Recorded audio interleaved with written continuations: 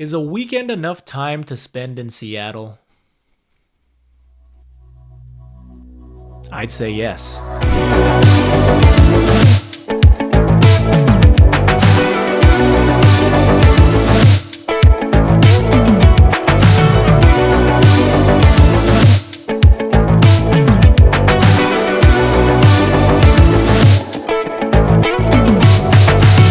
My friends and I left to go on a little trip to Seattle, and if a weekend's all you've got, trust me, there's plenty you can get into in one weekend in Seattle. You just gotta know what you value when it comes to travel. For my friends and me, that means good food, a few tourist attractions, and some good hole-in-the-wall spots that only locals know about.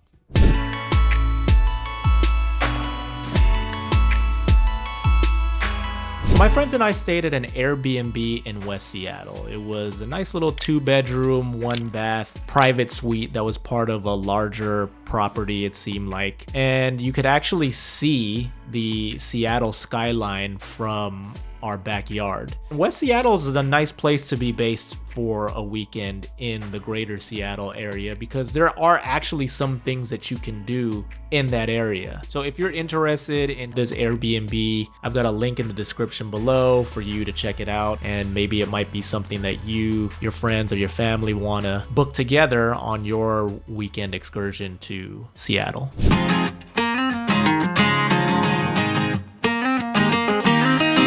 Okay, so you're in Seattle. Now, where do you go? What do you see? A visit to Seattle wouldn't be complete without a trip to the iconic Pike Place Market. It is a bustling marketplace with vendors from small businesses, as well as craftspeople and even farmers who are selling to tourists and locals alike.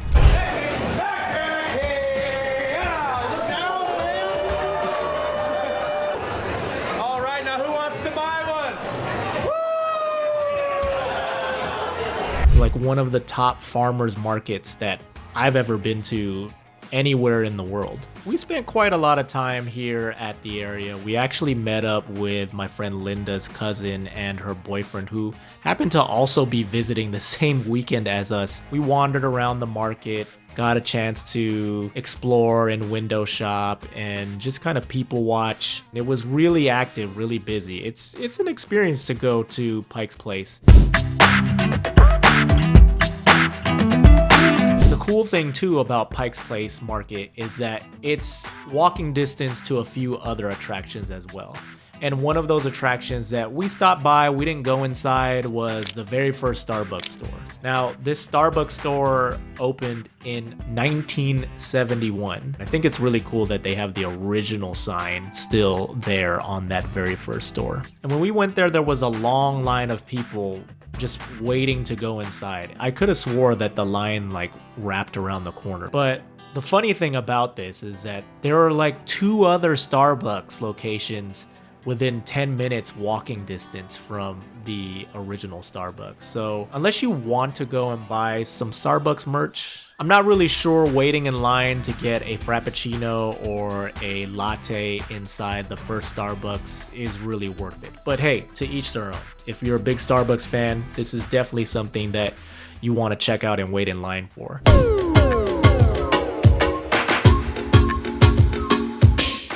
So at one point during our visit to Seattle, we wanted to get some views of the city from above ground, but we wanted to go somewhere where we could still experience the Space Needle within our vantage point. We decided to go to the Columbia Center, and if you are looking to enjoy a 360-degree view of the Seattle skyline as well as the Puget Sound, then this is the place to go.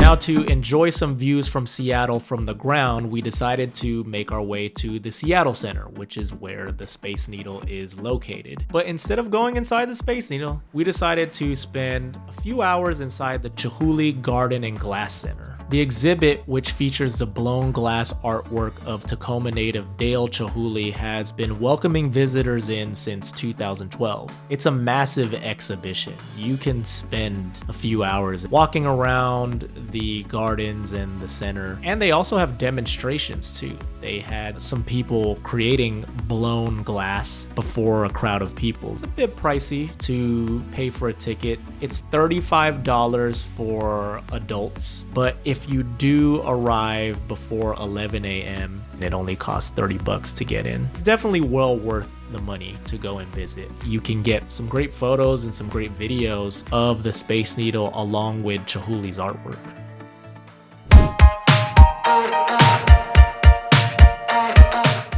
So as I mentioned earlier, food is high on the priority list when it comes to traveling for myself and my friends Linda and Ivan. And fortunately, Seattle is a haven for food lovers like us. Of course, while in Seattle, we had to have our fair share of seafood, starting with Pike's Place Chowder.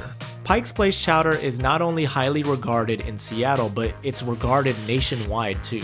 In fact, in 2018, Yelp named Pike Place Chowder's New England Chowder the best in the entire country. And there's a reason for that, because the founder of Pike's Place Chowder, Larry Mellum, started his restaurant in 2003 with the intention of only serving chowder.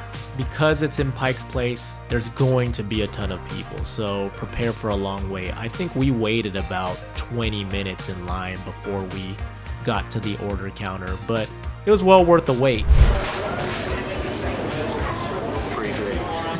This is good. We actually had the seafood bisque, the smoked salmon chowder, as well as the crab and oyster chowder, and also the signature New England clam chowder.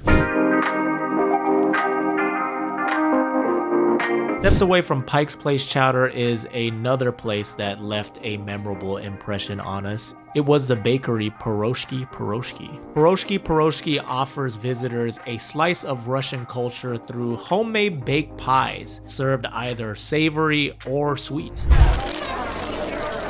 Oh, that's pretty cool. They have it in the shape of a fish. You got the head and then the little tail. Cinnamon braid. The cardamom one? I think so. It looks so delicious. Like some of the other places we've talked about in this video so far, Piroshki Piroshki had a line going throughout the door. That's just because it's been in business for a long time. It's been around since 1992. Anthony Bourdain actually stopped there for a visit back in 2007, I believe it was. People are still coming based on the recommendations of Bourdain and many others who've decided to drop by Piroshki Piroshki.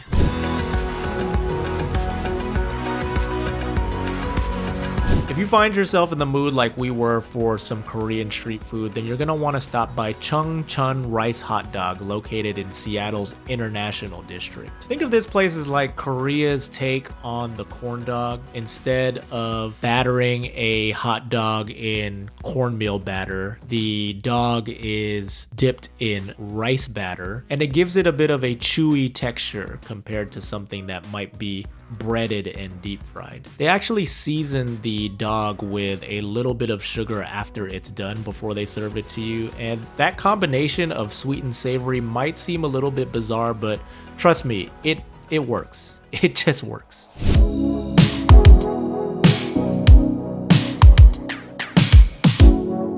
Okay, so I have saved the best restaurant for last, and when I say best, I'm not exaggerating. Save the best for last. Cheers.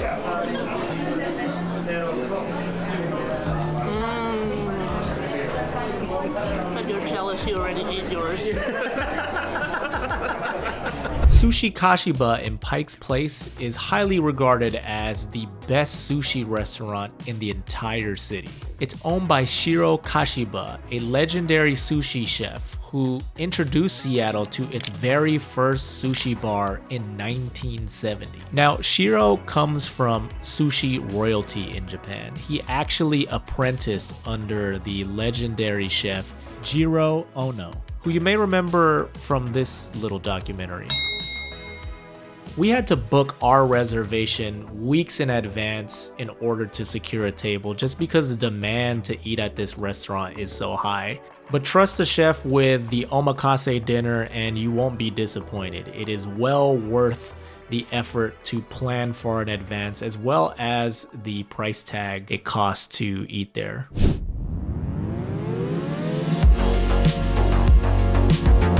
For me personally, some of my favorite experiences traveling on the road have actually been enjoyed with locals. And fortunately, we had some friends, Patrick and Lisa, who lived in Seattle that were able to take us to some places that you wouldn't necessarily know about if you didn't know someone who lived there. Beginning with Orient Express. This place is a restaurant that serves Asian cuisine, but we didn't go there for the food.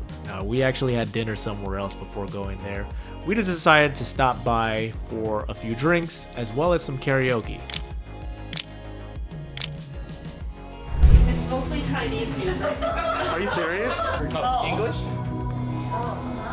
Orient Express is located in the Sodo district of Seattle and features a variety of private rooms that you can rent out if you want to do karaoke with your friends. Now, what makes this place unique is that it's actually constructed of several decommissioned train cars. In fact, one train car apparently was former President Franklin Delano Roosevelt's car that he used during his 1944 presidential campaign.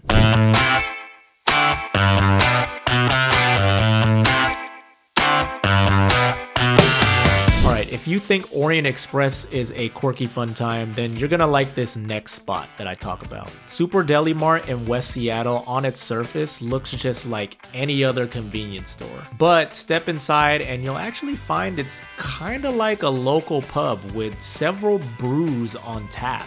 It was super fun when we went. We actually went on the last day of our trip. They were actually having their annual community celebration. They had some local bands out. They had a couple breweries doing some giveaways and some contests. Look at all this stuff they won. 5 for 6, right, Lisa? Yeah, 5 for 6. It might be 6 for 6. She's got the hot hand. Everybody go buy a scratch off. It was a good time. There was a nice little turnout of people. Who would have thought that a place that looks like a 7-Eleven or an AM/PM would be the spot to hang out in West Seattle on a weekend?